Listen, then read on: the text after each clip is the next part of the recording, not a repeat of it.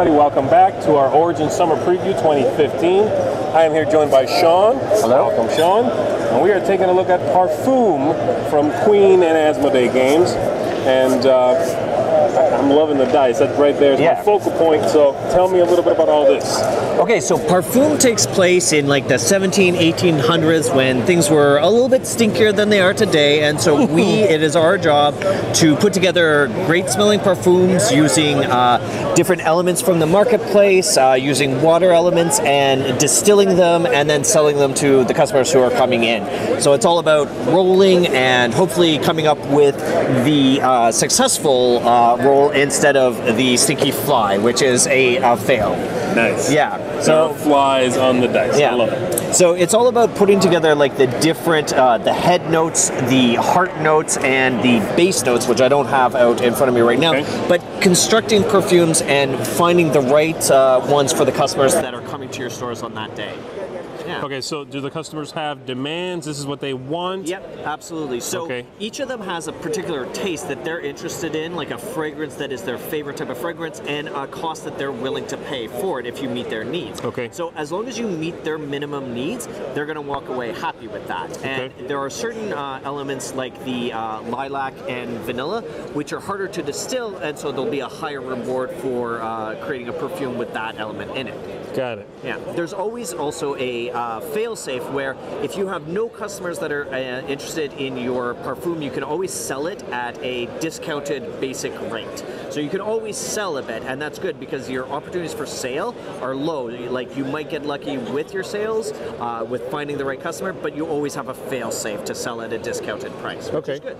Now it looks like you roll more dice from having some of these. How does that work out? How do you get more of those? Okay, so the way it works is that each round, the person who's in last place is going to choose what time they're going to wake up. Okay. And that's going to affect turn order. The earlier they wake up, yeah, exactly. The earlier they wake up, the sooner that they can get to the market, the sooner they can sell their products to the customer, but the grumpier they're going to be, and so the fewer actions you're going to get for it.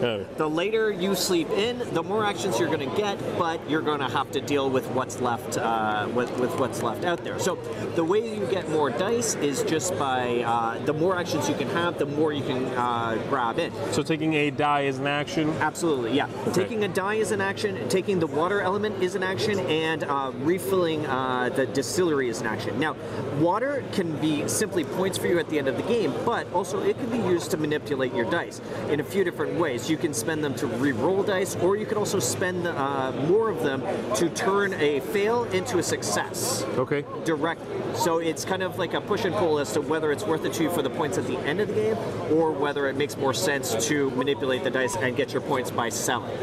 Very nice. And when would the game be over? Do we have to run out the customers? Not completely. So there is an A stack and a B stack, and the B stack customers are a little bit more demanding, but somewhere within the last 5 B stack customers is an end game marker, and that's going to indicate that you're entering the last round. You'll play out that last round, and you're good to go. Sounds good. How many players does this handle? So it plays 2 to 4. I think the sweet spot is probably right around 3, and it looks at it's about 45 minutes to an hour, I would say, at the long end. Okay.